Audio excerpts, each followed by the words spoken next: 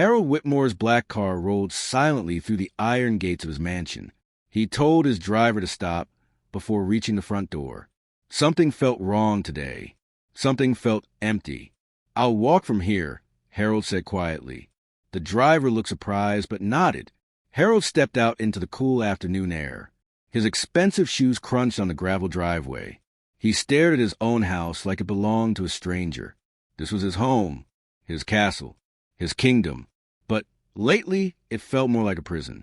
Harold was one of the richest men in the country. He owned hotels, restaurants, and buildings that touched the clouds. People respected him. Some feared him. But none of that mattered anymore, because his son was broken. No, Harold shook his head. Charlie wasn't broken. Charlie was just hurt, sick, going through something. That's what the doctors said. That's what Harold told himself every single day. But deep down, in the dark corners of his heart, where he didn't like to look, Harold knew the truth. His son had stopped living. Charlie still breathed. His heart still beat. But the light in his eyes had gone out 6 months ago. Ever since the accident.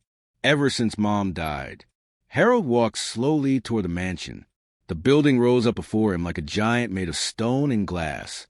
40 rooms, 10 bathrooms, a pool shaped like a kidney bean, tennis courts, gardens with flowers from 7 different countries. And yet, the whole place felt dead. He remembered when Charlie used to run through these halls. Before the accident, before the wheelchair, Charlie would laugh so loud the sound bounced off the marble floors. He would slide down the fancy banisters, even though Mom told him not to.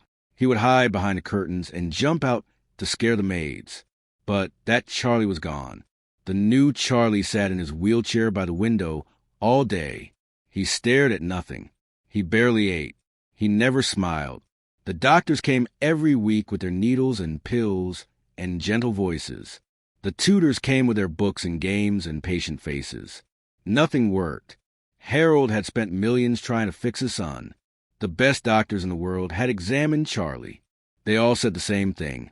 His body is healing fine, but his mind, his spirit, that's something we can't fix with medicine. Harold hated those words, because if money couldn't fix it, what could? He reached the front door, but didn't go inside. Instead, he walked around to the side of the house. He wanted to look through the windows first. He wanted to see what happened in his home when he wasn't there. Maybe the servants acted differently. Maybe Charlie acted differently.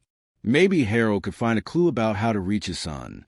The afternoon sun made the windows shine like gold. Harold peeked through the first window. The dining room. Empty. Just a long table with 20 chairs that nobody used anymore. He moved to the next window. The kitchen. The cook was making dinner. Chopping vegetables. Stirring pots. Normal things. Harold kept walking. His heart beat faster. He didn't know why. He felt like a spy in his own home. It made him feel small. Powerless. Harold Whitmore didn't do powerless. Then he heard it. A sound so strange, so impossible, that Harold stopped breathing. Laughter. Not just any laughter. Not the polite chuckle of a servant or the fake laugh of someone trying to be nice. Real laughter. Pure laughter. The kind that comes from deep in your belly and explodes out your mouth like fireworks. Charlie's laughter. Harold's legs moved before his brain could think. He ran toward the sound. His expensive shoes slipped on the grass. He didn't care. That sound. That beautiful, impossible sound. He reached the large window that looked into the main living room. What he saw made him freeze like a statue. Charlie was on the floor. No, not on the floor. On someone's back. A girl, a young girl with dark hair and brown skin, was on her hands and knees. And Charlie was sitting on her back, holding onto her shoulders, laughing like the world was the funniest place that ever existed. The girl was crawling around the living room, making hoarse sounds. "Nay, nay," she said, bouncing gently so Charlie wouldn't fall. Charlie giggled. He actually giggled. His face was bright red from laughing so hard. His eyes sparkled with joy. Real joy. The kind Harold hadn't seen in 6 months. Faster, faster, Charlie shouted, and the girl crawled faster, being careful not to go too fast. Harold's empty wheelchair sat by the wall. Forgotten. Useless. For a moment, just a tiny moment, Harold felt something warm in his chest. Relief? Happiness? Hope? But then reality crashed down like a hammer.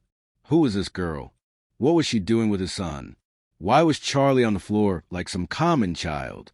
This wasn't proper. This wasn't right. This wasn't how things were supposed to be. Harold's hands curled into fists. The warmth in his chest turned to ice. Then fire. He marched to the front door and threw it open so hard it banged against the wall. What is going on here? His voice boomed through the mansion like thunder. The girl froze. Charlie stopped laughing. The whole world seemed to stop spinning. Harold stormed into the living room. His face was red. His eyes were wide. He looked at the girl on the floor, at his son on her back, at the wheelchair against the wall. Get off of her, Charlie. Now! Charlie slowly climbed off the girl's back. His smile disappeared like the sun hiding behind a storm cloud. The girl stood up quickly. She was about Charlie's age, maybe 9 or 10 years old. She wore simple clothes, a white shirt, blue jeans, nothing fancy. Her eyes were big and scared. I'm sorry, sir, she started to say. Who are you? Harold demanded. Why are you in my house? Why is my son on the floor? The girl's lips trembled. I'm Amira, sir. My mom works here. I don't care who your mother is. Harold's voice got louder. You have no business being in this part of the house. And you certainly have no business treating my son like a... He couldn't finish. He was too angry, too confused, too scared of something he couldn't name. Charlie wheeled his chair closer. His hands gripped the wheels tight. Dad, stop, Charlie said quietly. But Harold wasn't listening. He pointed at the door. You need to leave. Right now. Go find your mother and tell her. No. Everyone froze. Charlie had shouted. Actually shouted. Charlie, who barely spoke above a whisper for 6 months, had just yelled at his father. The boy's eyes were filled with tears. But they weren't sad tears.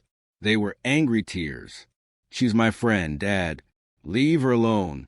Harold stared at his son. His mouth opened, but no words came out. And in that silence, everything was about to change. Harold felt like someone had slapped him across the face. Charlie never yelled. Not at anyone. Especially not at him. What did you just say? Harold's voice came out quiet. Dangerous quiet.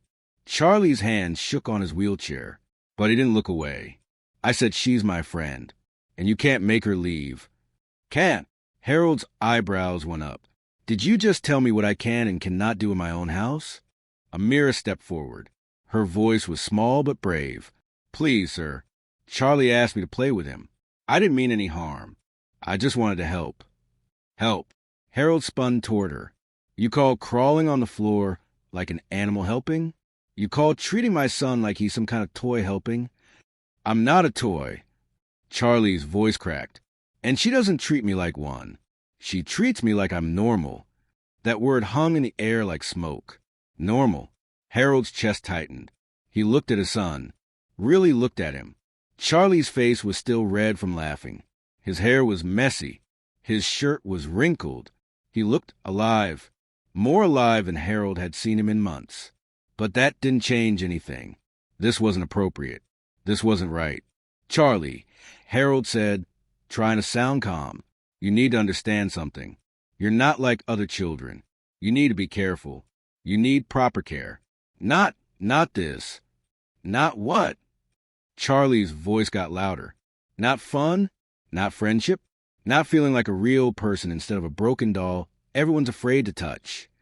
Each word hit Harold like a punch. That's not fair, Harold said. I've given you everything. The best doctors. The best tutors. The best nothing. Charlie shouted. Tears ran down his face now. You've given me doctors who poke me with needles. Tutors who talk to me like I'm stupid. Nurses who smile fake smiles. But Amira, she just plays with me. Like I'm Charlie. Not poor Charlie in the wheelchair. Just Charlie. Harold opened his mouth. closed it, opened it again. No words came. He looked at Amira. She was crying too, but she stood straight, brave. "I'm sorry, Mr. Whitmore," Amira said, "but Charlie's right. I don't see him as broken. I see him as my friend. That's all. That's all." Harold's anger came rushing back. "Do you know who you are? You're the maid's daughter. You have no business being friends with my son. You come from a different world." A different what, Dad?" Charlie interrupted. "Say it. You think she's not good enough because her mom works for us. You think she's beneath me." Harold's face went pale. "That's not what I—" "Yes, it is." Charlie was crying hard now. "You think money makes us better than other people. You think our fancy house and expensive cars mean we're special. But you know what? All that money couldn't make Mom come back. All those doctors couldn't make me walk. All your power couldn't make me smile." Harold felt something break inside his chest. "But Amira did," Charlie continued. His voice got softer, sadder. "She made me smile, Dad. For the first time since Mom died. She made me forget about the wheelchair. She made me forget about being scared. She made me feel like I'm still me." Harold's legs felt weak. He wanted to sit down. He wanted to run away. He wanted to rewind time and start this day over. Instead, he just stood there, frozen. A memory flashed in his mind. His wife, Charlotte, beautiful Charlotte with her warm smile and kind heart. She was sitting on the floor with Charlie. They were building a fort out of blankets and pillows. Both of them were laughing. "Harold," she had said that day, "come play with us." But Harold had been too busy, too important, too focused on making money and building his empire. Later, he had said, "I have work to do." There was no later now. Charlotte was gone, and Harold had missed so many moments, so many laughs, so many chances to just sit on the floor and play. "Charlie," Harold's voice cracked, "I'm just trying to protect you." "From what?" Charlie asked. "From being happy?" Those words cut deeper than any knife. Harold looked at his son, then at Amira, then back at his son. "People will talk," Harold said weakly. "They'll say things. They'll judge. They'll think. I don't care what they think." Charlie slammed his hands on his wheelchair armrests. "I don't care if the whole world judges me. I just want one friend who sees me as Charlie. Is that so wrong?" Harold's throat felt tight. He couldn't breathe right. "You know what the worst part is?" Charlie's voice dropped to a whisper. "I thought you'd be happy. I thought you'd be glad I was laughing again. But all you care about is what other people think. All you care about is keeping me locked up like some fragile treasure that might break. I already broke, Dad." Charlie's voice rose again. "The accident broke me. Losing Mom broke me. But Amira, she's helping me put the pieces back together. And you want to take that away from me." Silence filled the room. Harold felt a hand on his arm. He turned. A woman stood there. She was wearing a maid's uniform. Her eyes were kind but firm. She looked like an older version of Amira. "Mr. Whitmore," the woman said gently, "I'm Maria, Amira's mother. Please forgive me for speaking, but I need to say something." Harold just stared at her. Maria took a breath. "I've worked in this house for 3 years. I've seen Charlie before the accident, full of life, full of joy, and I've seen him after, empty, lost, hurting in ways no medicine could fix." She squeezed Harold's arm gently. "Every day, I watch that boy sit by the window, staring at nothing, not eating, not speaking, just fading away. And every day my heart broke for him, and for you." Harold felt tears sting his eyes. "Then one day," Maria continued, "Amira asked me if she could talk to Charlie. Just talk. I said yes. And slowly, day by day, I watched a miracle happen. I watched Charlie start to smile, start to laugh, start to live again. My daughter doesn't pity your son, Mr. Whitmore. She admires him. She sees his strength, his courage, his heart, and she wanted to be his friend because of who he is, not despite his wheelchair." Maria's voice got stronger. "You can fire me if you want. You can throw us out of this house. But please, sir, don't take away the one thing that brought light back into your son's eyes. Don't let pride steal his happiness. Harold looked at Maria, then at Amira, then at Charlie. 3 pairs of eyes watching him, waiting. The choice was his, and Harold had never felt more powerless in his entire life.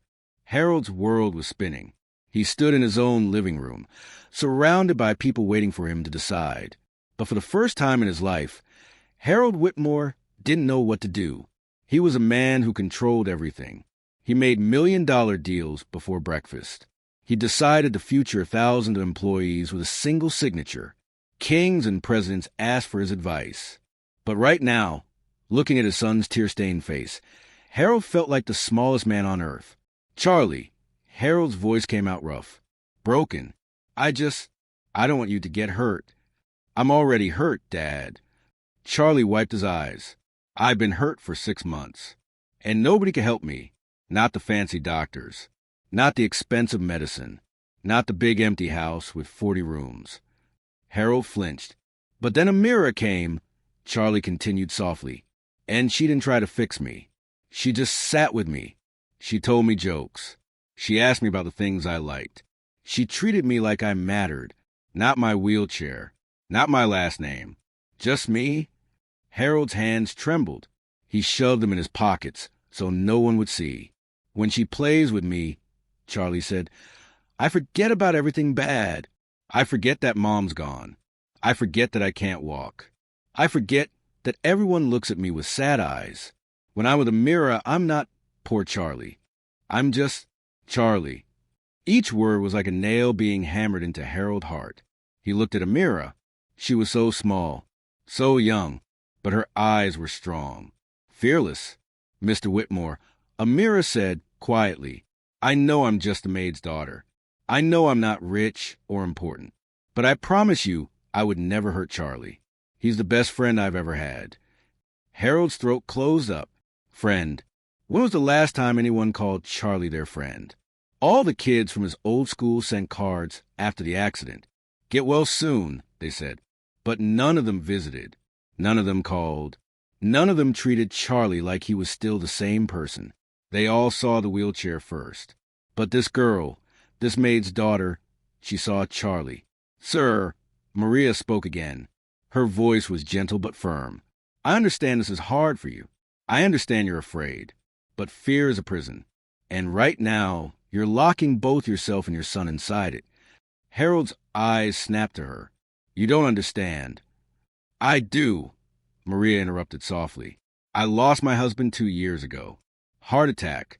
Sudden. No warning. And after he died, I was so afraid of losing Amira too. I didn't want her to ride bikes, or climb trees, or do anything that might hurt her. She smiled sadly. I wanted to wrap her in bubble wrap and keep her safe forever. But my mother told me something important.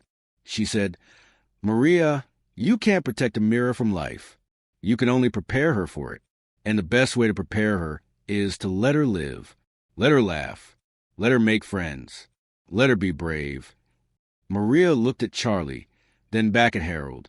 Your son needs to live, Mr. Whitmore, not just survive. Live. And my daughter is helping him do that, not with money or medicine or therapy, just with friendship. Pure, simple, beautiful friendship. Harold felt something wet on his cheek. He reached up and touched it. Tears. He was crying. Harold Whitmore, the man who never showed weakness, was standing in his living room crying. And he didn't care. I'm scared, Harold whispered. I'm so scared. What if something happens to him? What if he gets hurt? What if he never smiles again? Charlie's voice cut through. What if he spends the rest of his life sitting by a window wishing he was dead? Harold's head snapped up. Don't say that. Why not? Charlie's eyes were hard now. It's the truth. Before Mira, I didn't want to wake up in the morning. I didn't want to eat. I didn't want to exist. Every day felt like forever. Every hour felt like a year. Harold felt like his heart was being ripped out of his chest. But when Amira comes, Charlie's voice softened. Everything changes. The colors are brighter. Food tastes better. Time moves faster. I have something to look forward to. Someone who makes me feel alive. Charlie wheeled his chair right up to his father. He looked up at Harold with eyes that seemed too old for a 9-year-old boy. So here's the choice, Dad. You can make Amira leave. You can fire Maria. You can lock me back in my room with my nurses and tutors and doctors. You can keep me safe. Charlie's voice dropped to a whisper. But if you do that, you won't have a son anymore. You'll have a body in a wheelchair. A ghost. Because the real me, the Charlie who laughs and plays and feels alive, he'll be gone forever. Harold's knees almost gave out. Is that what you want, Dad? Do you want to keep me safe? Or do you want to keep me alive? The room was so quiet Harold could hear his own heartbeat. Thump, thump, thump. He closed his eyes. Behind his eyelids, he saw Charlotte's face. Beautiful Charlotte, smiling at him. Let him live, Harold, she seemed to say. Let him be happy. That's all that matters. Harold opened his eyes. He looked at Charlie, then at Amira, then at Maria. 3 people, 3 hearts, all waiting for him to choose. Pride or love, control or freedom, safety or life. Harold took a deep breath. Then another. Amira, he said finally. The girl straightened up. Yes, sir. Harold's voice cracked. Can you teach me? Everyone froze. Teach you what, sir? Amira asked. Teach me how to play with my son. Charlie's mouth dropped open. Harold's tears fell faster now. He didn't try to stop them. I don't know how anymore. I forgot. I've been so busy being afraid, being in control, being the man who fixes everything. I forgot how to just be a dad. He knelt down. His expensive suit touched the floor. He didn't care. I want to learn, Charlie. I want to see what Amira sees. I want to play like you play. I want to make you laugh like she makes you laugh. Harold's voice broke completely. Please teach me how to be your father again. Charlie stared at his dad. Tears rolled down his face. Then slowly he smiled. Okay, Dad. Harold let out a sob. Relief, joy, pain, everything mixed together. He looked at Amira. You can stay. Please stay. Come every day. Play with Charlie. Make him laugh. Make him feel alive. He turned to Maria. You're not fired. You're your family. Both of you. Maria's hand flew to her mouth. Tears sparkled in her eyes. Amira grinned. Then she did something unexpected. She ran forward and hugged Harold, the powerful billionaire, the man who controlled empires, being hugged by Maid's daughter in simple clothes. And Harold hugged her back. Thank you, he whispered. Thank you for saving my son. I didn't save him, Mr. Whitmore, Amira said, pulling back and smiling. I just reminded him that he was never broken. He just needed someone to see him. Harold looked at Charlie, his beautiful, brave, strong son. I see you, Charlie, Harold said. I'm sorry it took me so long, but I see you now. Charlie wheeled over to his father. Harold wrapped his arms around his son and held him tight. Both of them cried. But this time they were good tears. Healing tears. So, Amira said after a moment, grinning mischievously, Want to play horses, Mr. Whitmore? Harold pulled back and looked at her. Then he looked at Charlie. Then, for the first time in 6 months, Harold Whitmore laughed. Show me how, he said. And that afternoon, something magical happened in the Whitmore mansion. A billionaire got down on his hands and knees on his expensive marble floor. His son climbed onto his back. And together, with Amira running beside them and Maria watching with happy tears, they played. Harold made horse sounds. Charlie laughed until he couldn't breathe. Amira cheered them on. And the huge, empty mansion that felt like a prison, it finally felt like a home. 3 months later, Harold sat on the living room floor, not on the fancy couch, on the floor. Amira and Charlie were building a fort out of blankets and pillows. Harold was helping. Well, trying to help. He wasn't very good at it yet. Dad, that's not how you fold a blanket, Charlie said, laughing. Cut me some slack, Harold grinned. I'm still learning. You're getting better, Amira said kindly. Last week you made the fort collapse 3 times. This week only once. Harold laughed. He laughed a lot these days. Maria walked in with hot chocolate. "Fort building fuel," she said, smiling. "You're the best, Maria," Harold said. "I know," she winked. Harold watched his son play. Charlie still used his wheelchair. The doctor said he might always need it. But Charlie didn't seem to care anymore. He had friends now. Amira came over every day after school. Sometimes she brought other kids from her class. Kids who saw Charlie, not his wheelchair. Harold had learned something important. Money couldn't buy happiness. Power couldn't buy healing. Control couldn't buy love. But opening your heart, letting go of pride, admitting you need help, that could change everything. "Dad," Charlie said, looking up from the fort. "I'm happy." 3 simple words. Harold's eyes filled with tears. Good tears. "Me too, son. Me too. What about you? If you were in Harold's place, what would you choose? Pride or love? Control or freedom? Would you let go of what people think to give your child what they need? Sometimes the hardest thing to do is the right thing. Sometimes the bravest choice is admitting you were wrong. Sometimes the greatest power is knowing when to let go of power. If this story touched your heart, share it with someone who needs to hear it. Like and subscribe for more stories that remind us what really matters in life. Because at the end of the day, no amount of money is worth more than hearing your child laugh. And no mansion is big enough to hold the love that comes from simply being present. Remember, the best things in life aren't things. They're moments, connection, love, and sometimes they come from the most unexpected places.